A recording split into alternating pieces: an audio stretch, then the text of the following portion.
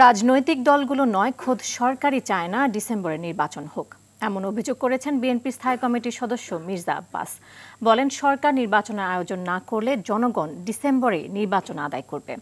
ডিসেম্বরে নির্বাচন না হলে দেশের ভৌগোলিক অখণ্ডতা ঠিক থাকবে কিনা তা নিয়েও প্রশ্ন তুলেছেন স্থায়ী কমিটির আরেক সদস্য সালাউদ্দিন আহমদ।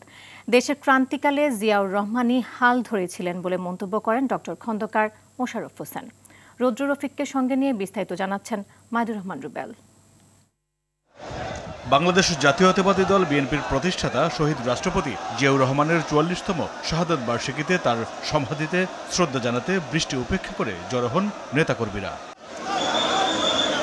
ফুল দিয়ে শ্রদ্ধা জানান বিএনপির সিনিয়র নেতারা। শ্রদ্ধা জ্ঞাপন শেষে বিদেহী আত্মার মাগফিরাত কামনায় অনুষ্ঠিত হয় দোয়া ও মোনাজাত। পরে স্থায়ী কমিটির সদস্য মির্জা আব্বাস বলেন, গণতন্ত্র উত্তরণ ও দেশের সার্বভৌমত্ব রক্ষায় প্রয়োজন দ্রুত নির্বাচন। তিনি বললেন, একটি দল নির্বাচন চায়, আর আমরা বলতে চাই একটি লোক নির্বাচন চায় না, নির্বাচন চায় না। পরে খামারবাড়ির টিএনটি মাঠের সামনে বস্ত্র বিতরণ শেষে সালাউদ্দিন আহমেদ বলেন, সমস্ত জাতি অপেক্ষায় রয়েছে একটি গ্রহণযোগ্য নির্বাচনের।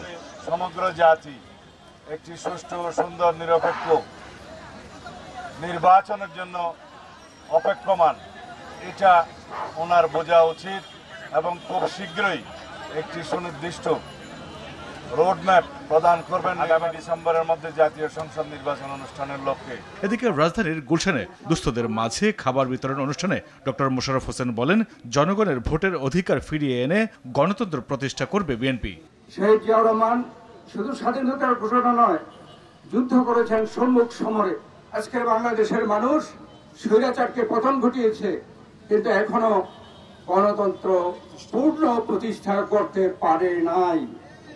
ধানমন্ডি থানা বিএনপির উদ্যোগে দোয়া মাহফিলে ডাক্তার এজেডএম জাহিদ হোসেন বলেন, সরকার দেশের মানুষের চোখের ভাষা বুঝে অনতিবিলম্বে নির্বাচনী রোডম্যাপ ঘোষণা করবেন। মাইদুর রহমান রুবেল, RTV, ঢাকা।